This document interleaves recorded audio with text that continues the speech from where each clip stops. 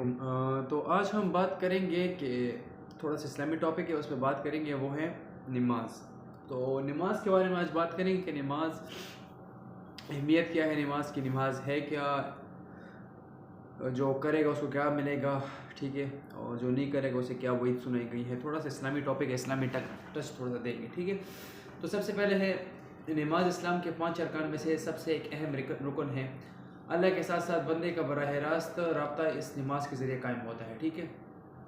नमाज दीन का सतून है, नमाज मोमिन की महराज है, नमाज आप सल्लल्लाहु अलैहि वसल्लम की आंखों की ठंडक है, ठीक है, और जन्नत का दरवाज़ा में भी है, ठीक है। तो और एक अहम रुकन है, 5 अरकान है ना इस्लाम के, उनमें से एक अहम रुकन है, ठीक है। तो अब सबसे पहले आते हैं नमाज की रूहानी अहमियत। नमाज है क्या? नमाज अल्लाह ताला की एक इबादत है, ठीक है।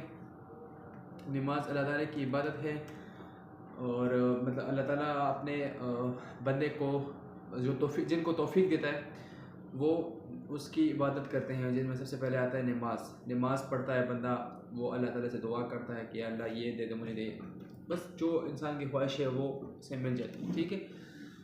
दूसरा उसके बाद आता है कि ज़ाती ताल्लुक़, अल्लाह ताला और बंदे के दरमियान जो ज़ाती ताल्लुक़ जिस चीज़ की वजह से कायम होता है वो है नमाज, ठीक है। नमाज के ज़रिए बंदा कह सकता है कि यार बस मेरा एक ताल्लुक़ है ऊपर के साथ।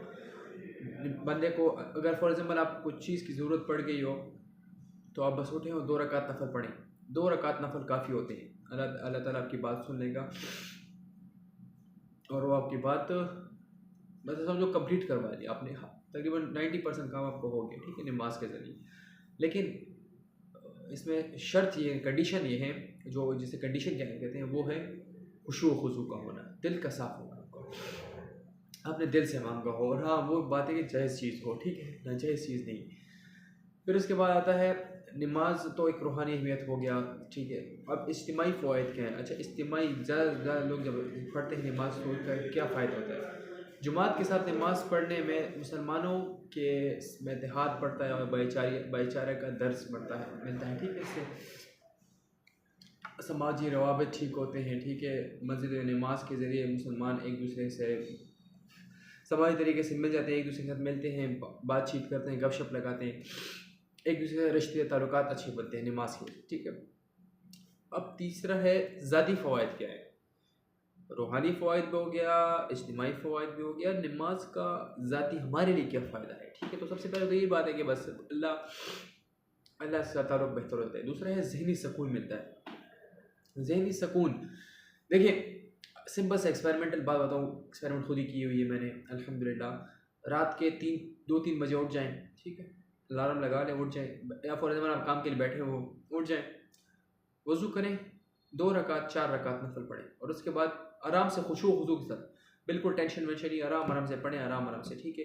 ऐसा पढ़ें जैसे देखेंगे आपके सामने कोई खड़ा हो और वो आपसे टेस्ट ले रहा है, ठीक है, समझे, अल्लाह आपके सामने खड़ा है, ठीक, और बस आप उससे और बैठे फिर दुआ करें जो भी अपने मांगो, देखिए वो ऐसे इंशाल्लाह कंप्लीट होगा जिस तरह अल्लाह चाहता है, ठीक है, ऐसा कंप्लीट होगा इंशाल्लाह।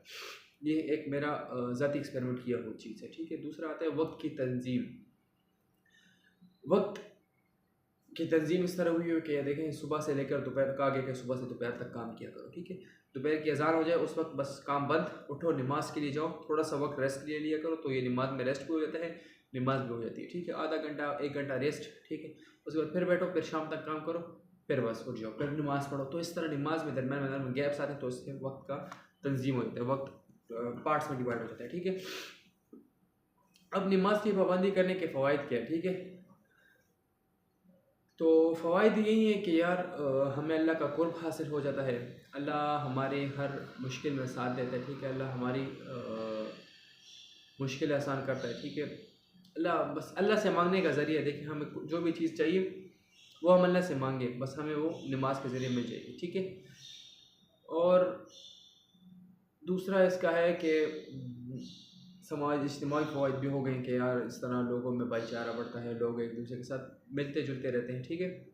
तीसरा है आपको मतलब बस एक ये ना सिर्फ एक इबादत है कि ये हमारी ज़िंदगी का अहम हिस्सा है, ठीक है, और हमारी ज़िंदगी में ये चीज़ें ज़रूरी हैं हमारे लिए। तो नमाज सबसे अहम चीज़ है। और सबसे आखिरी बात, जन्नत, ठीक है। क़यामत के और सबसे पहला सवाल किस चीज़ का हुआ? नमाज का। तो बस इस चीज़ का ख्याल रखा करें। शुक्रिया।